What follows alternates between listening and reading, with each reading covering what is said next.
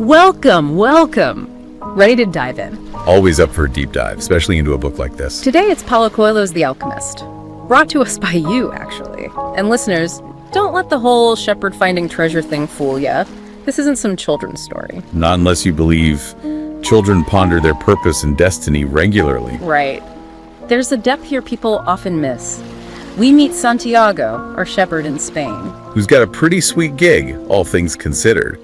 Until that dream, right? Exactly. Recurring dream about treasure at the pyramids. But who'd leave a comfy life for that? No. Well, that's where it gets interesting. It's not just about the treasure, is it? It's that inner tug. The one Coelho calls our personal legend, that thing we're meant for. But Santiago hesitates. I get it, change is scary. Then he meets Melchizedek. Ah, the old king. Mysterious, wise, and full of talk about omens. Which sounds kind of vague on the surface, but isn't it more like those gut feelings we get? Like you just know you should or shouldn't do something. And ignoring those, that's where we get in trouble. Coelho's full of those little warnings disguised as stories. Have you ever ignored a sign like that? A time when looking back you're like, man, I knew better. What would Coelho say about that choice, I wonder? Probably point us to the crystal merchant. Lifelong dream of Mecca, but too scared to actually go. Oh, that one stayed with me. It's like we talk ourselves out of our dreams by thinking we're being realistic. When really it's fear in disguise. And Coelho's gently reminding us, those detours, even the rough ones, they change us for the better. Like Santiago in Tangier. Talk about a crash course. Riches to rags, tricked, has to work for the guy who did it. Yet that's where the personal legend idea really takes root. Each of us put here for a reason. Not always some grand destiny either. Sometimes it's in the smallest actions, the ripples we make, like that story about the man who goes to heaven, wants to see what his son's accomplished. Oh, powerful one, right? Expecting the poet, but it's the other son, the one nobody thought much of. Whose simple acts of kindness had this huge ripple effect. Makes you think about your own legacy, eh? What will people really remember about us? Not just the big stuff, but the day-to-day impact. And as Santiago's out there in the desert, he starts picking up on this other kind of wisdom. Almost a language beyond words, yeah. From the silence, the wind, even his sheep.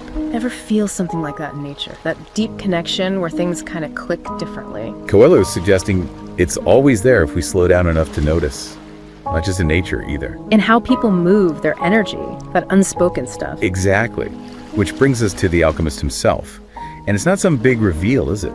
Understated, almost. Like you could miss him if you weren't paying attention. Which maybe is the point. Wisdom doesn't always announce itself.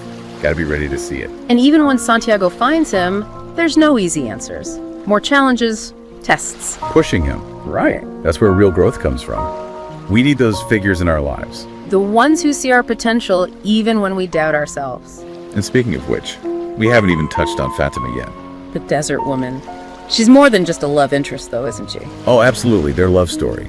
It's beautiful, but bittersweet. She pushes him too, in a way. To follow his path, even if it hurts.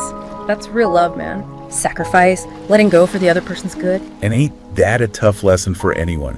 To truly support someone, even if it means distance. And that's going to tie into everything as Santiago goes on, facing danger, betrayals, even war. It's like all those lessons, those whispers he's been following, they were leading to this. And that part where he has to become the wind. Talk about a metaphor, huh? Gives me chills every time. That surrender, that tapping into something bigger than ourselves. Like we have this well of strength inside, but we're too busy trying to control everything to access it. And of course, Santiago finds the treasure eventually. But not how you'd think, right? Goes all the way to the pyramids.